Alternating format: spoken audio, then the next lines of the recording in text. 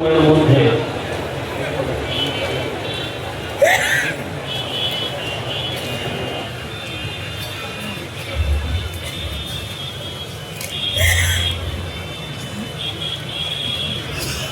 বিশ 25 মিনিটের মধ্যে আমি কথা শেষ করবো ইনশাআল্লাহ। আজকের সুদূর কলকাতা থেকে আমি আপনাদের কাছে এসেছি এই উত্তর পূর্ব ভারত ইমারতে শরঈয়া ও নাদওয়াতুত তামিরের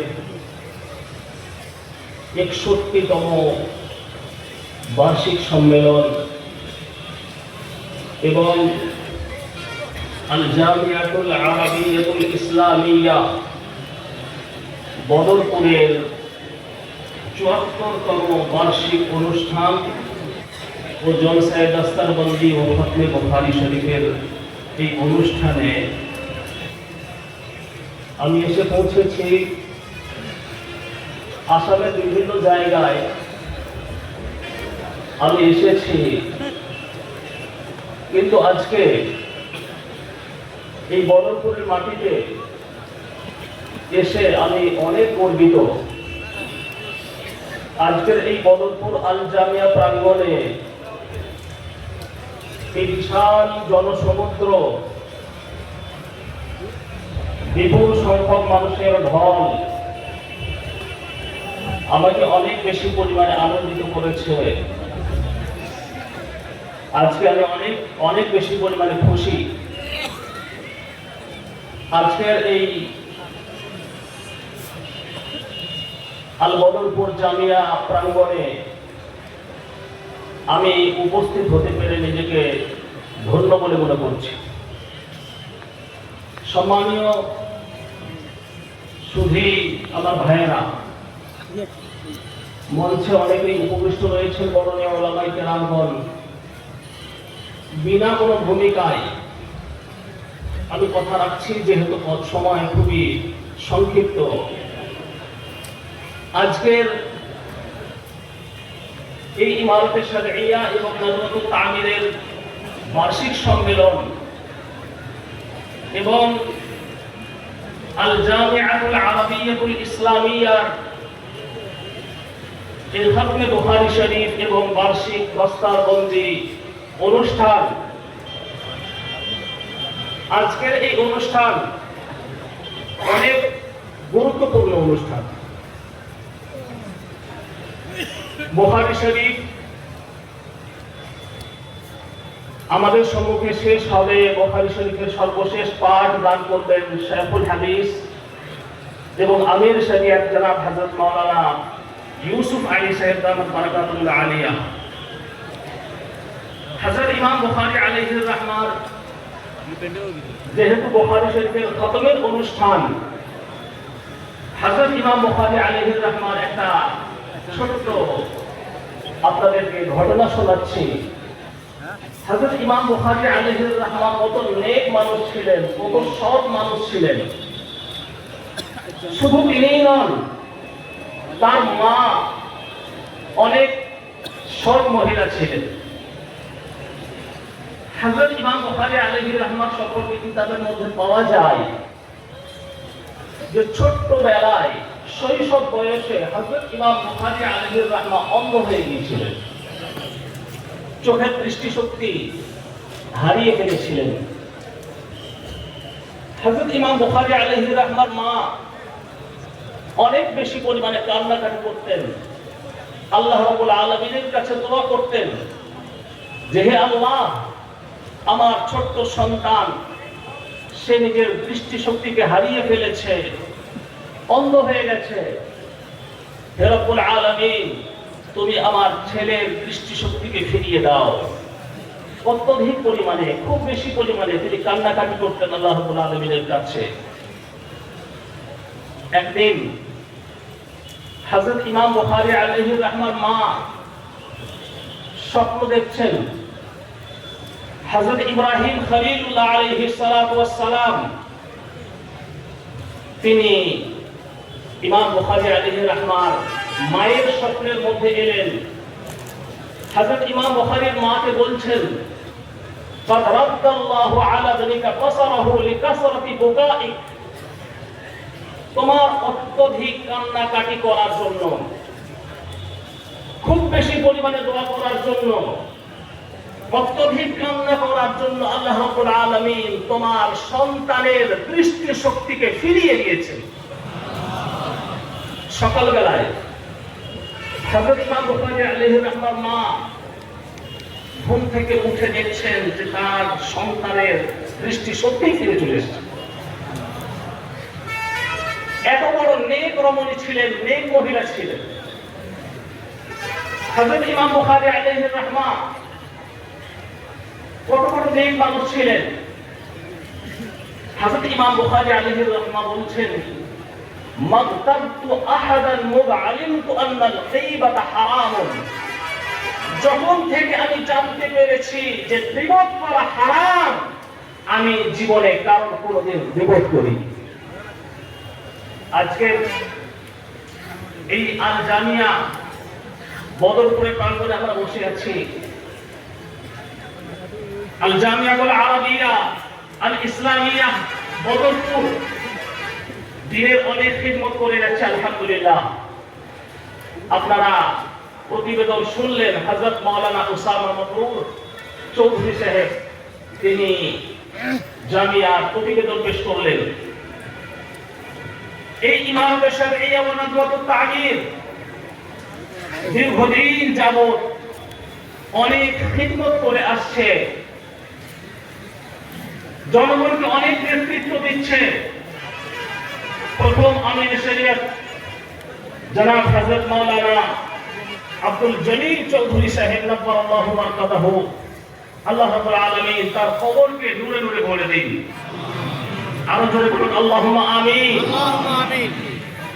অনেক তিনি নক্ষত্র সমতুল্য ছিলেন, ইমারতে শরঈয়া ওয়া নাদওয়াতুত তাগয়িরকে নেতৃত্ব দিয়েছেন। তার ইন্তেকালের পরে দ্বিতীয় আমির শরীয়ত জনাব হযরত আল্লামা তৈয়বুর রহমান বড়ভূঁইয়া সাহেব নব্বরাল্লাহু মারকাদাহু, আল্লাহ তাবারক ওয়া তাআলা আপন রহমতে তার কবরকে ঢেকে দিন। তিনি এই ইমারতে শরঈয়া ওয়া নাদওয়াতুত তাগয়িরকে নেতৃত্ব দিয়েছেন। আলহামদুলিল্লাহ, ইমারতে শরঈয়া ওয়া নাদওয়াতুত তাগয়ির তার নিজস্ব গতিপথে অনেক দূরে এসে পৌঁছেছে। বর্তমান আমির শরীয়ত জনাব হযরত মাওলানা ইউসুফ আলী সাহেব দামাত বারাকাতুল্লাহ আলাইহি, তিনি এই সংগঠনকে নেতৃত্ব দিয়ে যাচ্ছেন। সুতরাং এই যে দিনের প্রতিষ্ঠান, এই আল জামিয়াতুল আরাবিয়াতুল ইসলামিয়া বদরপুর, এই ইমারতে শরঈয়া ওয়া নাদওয়াতুত তাগয়ির, এই প্রতিষ্ঠানগুলোর সঙ্গে আমরা থাকবো, বলুন ইনশাআল্লাহ। আমরা এই প্রতিষ্ঠানগুলো সাহায্য সহযোগিতা করবো, বলুন ইনশাআল্লাহ। সব সময় এগুলোর সঙ্গে আমরা জুড়ে থাকবো, বলুন ইনশাআল্লাহ।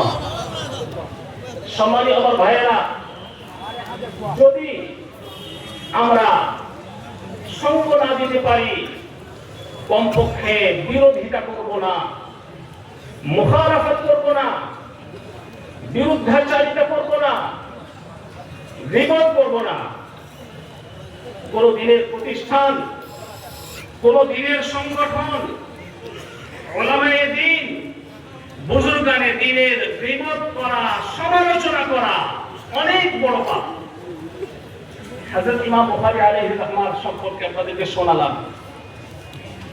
মাগতাবতু আহাদান মুআলিমতু আন্নাল গীবাতা হারামুন। হযরত ইমাম বুখারী আলাইহির রহমাত বলেন, যখন থেকে আমি জানতে পেরেছি যে গীবত করা হারাম, আমি জীবনে কারণ কোনোদিন গীবত করিনি। হযরত ইমাম বুখারী আলাইহির রহমাত বলেন যে কিয়ামতের দিনে কেউ আমার জামার গলা ধরতে পারবে না যে তুমি আমার গীবত করেছো। হযরত ইমাম আবু হানিফা আলাইহির রহমা অনেক বড় ইমাম ছিলেন, ইমামে আযম ছিলেন। হযরত ইমাম আবু হানিফা রাহমাতুল্লাহ আলাইহির সম্পর্কে হযরত সুফিয়ান সাউরি কে জিজ্ঞাসা করা হচ্ছে যে হযরত ইমাম আবু হানিফা আলাইহির রাহমা কারণ কোনদিন গীবত করেন না। হযরত সুফিয়ান সাউরি রাহমাতুল্লাহ আলাইহি কি উত্তর দিচ্ছেন শুনুন। হযরত সুফিয়ান সাউরি রাহমাতুল্লাহ আলাইহি উত্তর দিচ্ছেন যে হযরত ইমাম আবু হানিফা রাহমাতুল্লাহ আলাইহি অনেক জ্ঞানী এবং বিচক্ষণ মানুষ। তিনি এটা চান না যে তার নেকির অন্য কোন ব্যক্তি ভাগীদার হয়ে যায়। হাদিসে পাকের মধ্যে এসেছে আল হাসাদু ইয়াকুলুল হাসানাত কামা নারুল হাতাব। সাধারণত এই বিপদ যেগুলো হয় সেগুলো কেন হয়? হিংসার জন্য হয়, বিদ্বেষের জন্য হয়। কারোর প্রতি কারোর যখন হিংসা থাকে তখন সে তার বিপদ করে, সুতরাং জনাবে রাসূলুল্লাহ সাল্লাল্লাহু আলাইহি ওয়াসাল্লাম আবু দাউদ শরীফের হাদিসের মধ্যে বলছেন আল হাসাদু ইয়াকুলুল হাসানাত কামা তাকুলুন নারুল হাতাব। হিংসা তোমাদের নেকিগুলোকে ওই রকম ভাবে খেয়ে ফেলে যেরকম ভাবে আগুন কাঠকে খেয়ে ফেলে, কাঠকে যেরকম ভাবে পুড়িয়ে শেষ করে দেয়, ঠিক সেই রকম ভাবে হিংসা বিদ্বেষ তোমাদের নেকিগুলোকে খেয়ে ফেলে, তোমাদের নেকিগুলোকে শেষ করে ফেলে। জনাবে রাসূলুল্লাহ সাল্লাল্লাহু আলাইহি ওয়াসাল্লামকে জিজ্ঞাসা করা হলো, জনাবে রাসূলুল্লাহ সাল্লাল্লাহু আলাইহি ওয়াসাল্লাম সাহাবায়ে কেরামদেরকে জিজ্ঞাসা করছেন আতাদুরুনা মাল গীবা, হে আমার সাহাবারা তোমরা কি জানো যে গীবত কি জিনিস? সাহাবায়ে কেরামগণ বললেন আল্লাহু ওয়া রাসূলুহু আ'লাম, আল্লাহ এবং আল্লাহর রাসূল ভালো জানেন। জনাবে রাসূলুল্লাহ সাল্লাল্লাহু আলাইহি ওয়াসাল্লাম বললেন যিকরুকা আখাকা বিমা ইয়াকরা, অপর ভাইয়ের সম্পর্কে এমন কথা বলা যে সে যদি উপস্থিত থাকতো তাহলে সেটাকে খারাপ বলে মনে করতো, সেটাই হচ্ছে গীবত, সেটাই হচ্ছে গীবত। জনাবে রাসূলুল্লাহ সাল্লাল্লাহু আলাইহি ওয়াসাল্লামকে সাহাবারা বললেন আফারাআইতা ইন কানা ফীহি মা আকুল, হে আল্লাহর রাসূল যদি সেই ব্যক্তির মধ্যে সেই খারাপ জিনিসটা থেকে থাকে তাহলেও কি গীবত হবে? জনাবে রাসূলুল্লাহ সাল্লাল্লাহু তাআলা আলাইহি ওয়াসাল্লাম বললেন ইন কানা ফীহি মা তাকুলু ফাকাদ ইত্তাবতাহু ওয়া ইন লাম ইয়াকুন ফীহি মা তাকুলু ফাকাদ তাহাত্তাহু, যদি তার মধ্যে সেই দোষটা থেকে থাকে তাহলেই গীবত হবে, আর যদি তার মধ্যে সেই দোষটা না থাকে আর সেই দোষ তুমি বর্ণনা করছো তাহলে সেটা হচ্ছে গীবতের থেকেও বড় গুনাহ, সেটা হচ্ছে বহতান।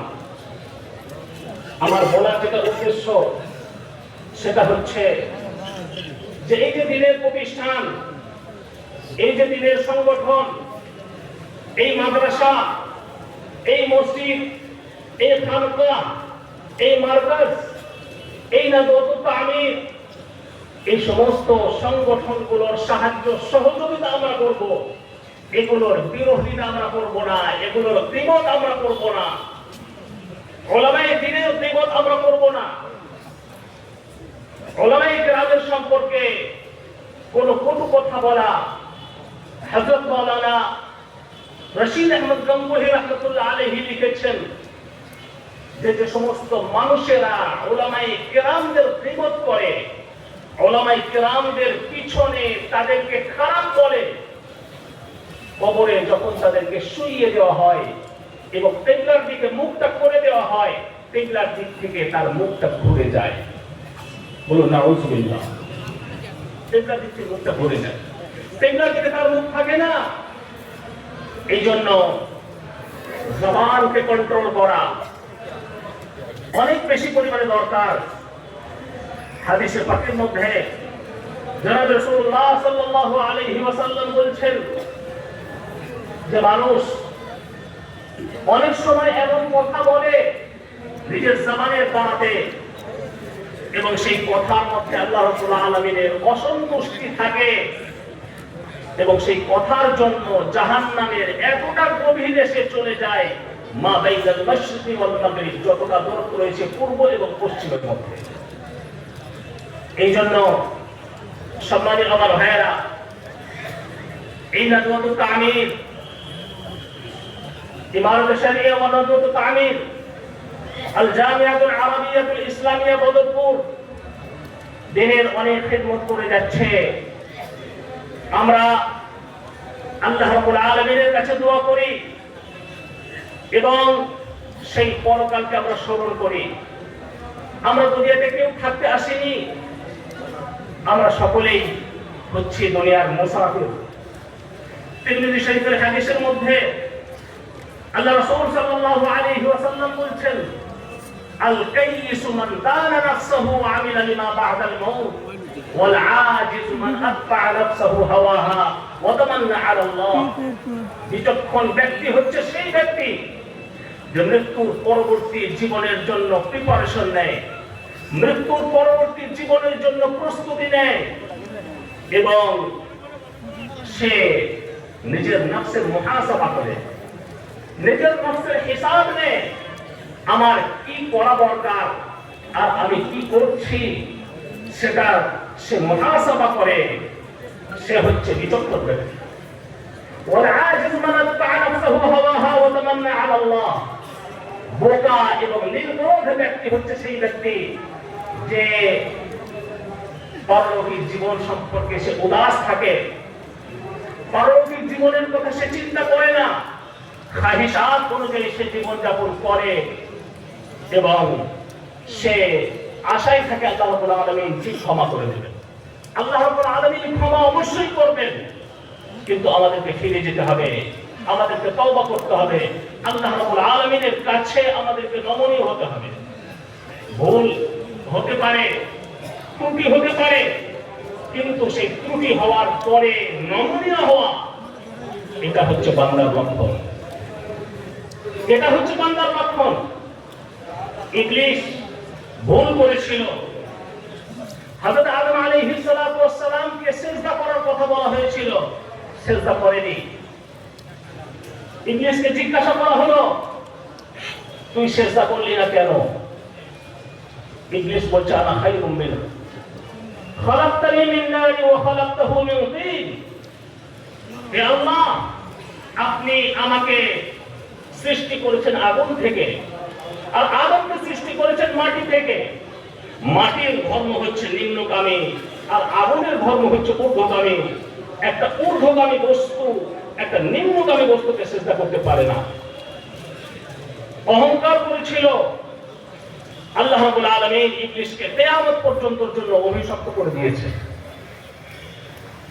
হযরত আদম আলাইহিস সালাতু ওয়াস সালাম নবী ছিলেন, মাসুম ছিলেন, কোনো পাপ জীবনে করেননি, কিন্তু ছোট্ট কোনো ত্রুটি বিচ্যুতি চুক নবীদের থেকে কখনো কখনো হয়েছে। গাছের ফল খেতে আল্লাহ রাব্বুল আলামিন নিষেধ করেছিলেন, আদম তুমি এই গাছের ফল খাবে না, তিনি খেয়ে ফেলেছিলেন। আল্লাহ রাব্বুল আলামিন জান্নাত থেকে তাকে দুনিয়াতে অবতরণ করিয়েছিলেন। হযরত আদম আলাইহিস সালাতু ওয়াস সালাম আল্লাহ রাব্বুল আলামিনের কাছে দোয়া করেছিলেন, কান্নাকাটি করেছিলেন, রব্বানা যালামনা আনফুসানা ওয়া ইন লাম তাগফির লানা ওয়া তারহামনা লানাকুনান্না মিনাল খাসিরিন। কান্নাকাটি করেছিলেন। রব্বুল আলামিন তাকে বরগজির বান্দা বানিয়েছেন, তাকে অনেক উচ্চ মাকাম দান করেছিলেন। তিনি নবী, তিনি মাসুম। সম্মানিত আমার ভাইয়েরা, কথা আমি শেষ করছি। আল্লাহ তাবারক ওয়া তাআলার খৌফ, আল্লাহ তাবারক ওয়া তাআলার ভয় সবথেকে বড় জিনিস। বাদশা আকবরের জামানায় একজন কবি ছিলেন, বিখ্যাত কবি ফায়েজি। কবি ফায়েজি এক সময় একটা নাপিতের দোকানে দাড়ি কাটছেন। নাপিতকে বলছেন, আমার দাড়িটা কেটে দাও। নাপিত কবি ফায়েজের দাড়ি কাটছেন। একজন ব্যক্তি সেখান থেকে পার হচ্ছিল, কবি ফায়েজিকে বলছে, আকা রেশমি তারাশি, হে আপা, আপনি কি নিজের দাড়ি কাটছেন? কবি ফয়েজি তখন উত্তর দিচ্ছেন, বলে রেশমি তারাশম ওয়ালে দিলে কাছে ননি খারাশম। আমি আমার দাড়ি কাটছি ঠিকই, কিন্তু আমি কাউকে কোনো কষ্ট দিই নাই, আমি কারোর অন্তরকে ব্যথিত করিনি, আমি কাউকে কোনো কষ্ট দিইনি। সেই ব্যক্তি তখন বলছে, দিলে কাছে ননি খারাশি ওয়ালে দিলে রাসূলুল্লাহ সাল্লাল্লাহু আলাইহি ওয়াসাল্লাম বি খারাশি। আপনি কারোর অন্তরে আঘাত দিচ্ছেন না, কিন্তু আপনি জনাবে রাসূলুল্লাহ সাল্লাল্লাহু আলাইহি ওয়াসাল্লামের দিলে আঘাত দিচ্ছেন। কবি ফয়েজি অর্ধেক দাড়ি কাটা হয়েছিল, সেখান থেকে উঠে চলে এলেন, দাড়ি আর কাটালেন না।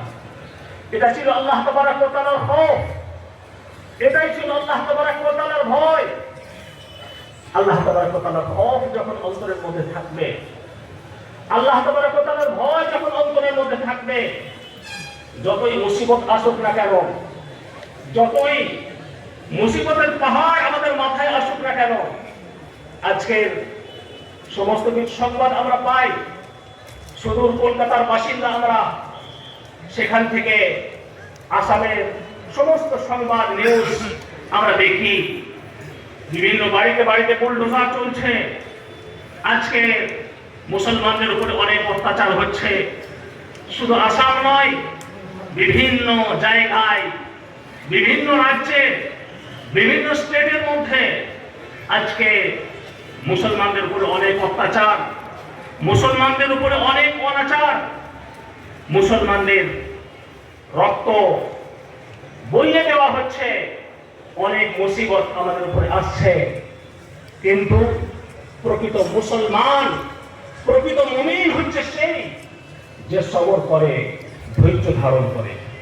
ইন্নাল্লাহা মা'আস সাবিরিন, আল্লাহ তাবারক ওয়া তাআলা সবরকারীদের সঙ্গে রয়েছেন।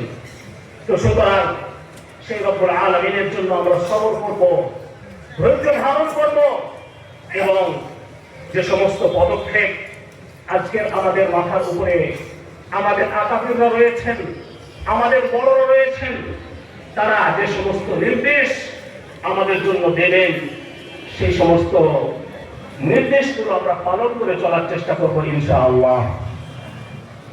সব থেকে আমি কথা শেষ করছি, একটা এক্সাম্পল আমি দিই, যে আপনারা এই আল জামিয়া, এই মাদ্রাসার এই আমানত তামিল, এই সমস্ত সংগঠনের সঙ্গে, আল্লাহ ওয়ালাদের সঙ্গে, বুজুর্গানে দিনের সঙ্গে আপনারা নিষ্পদ রেখে চলার চেষ্টা করবেন, আপনারা সম্পর্ক রেখে চলার চেষ্টা করবেন। একটা এক্সাম্পল দিয়ে আমি কথা শেষ করছি। একজন ব্যক্তি দুটো ইট কিনে নিয়ে এসেছে। একটা ইটের দাম কত? যে ইট দিয়ে বিল্ডিং তৈরি হয়, এরকম একটা ইটের দাম কত বলুন? 10 টাকা। 20 টাকা দিয়ে দুটো ইট কিনে নিয়ে এসেছে। মসজিদের মেঝের কাজ চলছিল, একটা ইট লাগিয়েছে মসজিদের মেঝেতে, আর মসজিদের টয়লেট তৈরি হচ্ছিল, ওই টয়লেটের মেঝেতে আর একটা ইট লাগিয়ে দিয়েছে। এখন দুটো ইটের মধ্যে কোনো পার্থক্য আছে? বলুন, পার্থক্য নেই? নেই? আছে, অনেক বড় পার্থক্য আছে। কি পার্থক্য? টয়লেটের মেঝেতে যে ইটটা লাগানো হয়েছে, মানুষ সেখানে খালি পায়ে পা দেবে? খালি পায়ে পা দেয় না, কি করে? জুতো চপ্পল পরে তারপরে সেখানে পা দেয়, ঠিক না? আর মসজিদের মেঝেতে যে ইটটা লাগানো হয়েছে, সেখানে কি চপ্পল পরে মানুষ পা দেবে? দেবে? দেবে না। সেখানে পা দেওয়া তো দূরের কথা, সেখানে নিজের মাথাকে নত করবে, সেখানে সিজদা করবে। This is the difference between the two bricks. The bricks are same. The price is same. The constructor is also same. But the difference is in companionship. Difference is in a relationship. সম্পর্কের পার্থক্য, নিষ্পত্তির পার্থক্য। আপনার নিসবত থাকবে ইমারুল শরিয়া ওয়া রাদাতুত তামিরের সঙ্গে, আপনার নিসবত থাকবে আল জামিয়া বদরপুরের সঙ্গে, আপনার নিসবত থাকবে মসজিদের সঙ্গে, আপনার নিসবত থাকবে খানকাহের সঙ্গে, আপনার নিসবত থাকবে মারকাজের সঙ্গে, আপনার নিসবত থাকবে আল্লাহ ওয়ালাদের সঙ্গে। আপনি আল্লাহ ওয়ালা হয়ে যাবেন। আর আপনার নিসবত যদি থাকে কাফের মুশরিকদের সঙ্গে, আপনার নিসবত যদি থাকে বেঈমানদের সঙ্গে, আপনার নিসবত যদি থাকে আল্লাহ তাবারক ওয়া তাআলার নাফরমানদের সঙ্গে, আপনিও আস্তে আস্তে আস্তে আস্তে খারাপ হয়ে যাবেন। এই জন্যই ফার্সি কবি বলেন সোহবতে সালেহ তোরা সালেহ কুনাদ ও সোহবতে তালেহ তোরা তালেহ কুনাদ। নেক মানুষের সোহবত তোমাকে নেক বানিয়ে দেয়, খারাপ মানুষের সোহবত তোমাকে খারাপ বানিয়ে দেয়। এই বলে আমি কথা শেষ করছি। ওয়া আখিরু দাওয়ানা আলহামদুলিল্লাহি রাব্বিল আলামিন।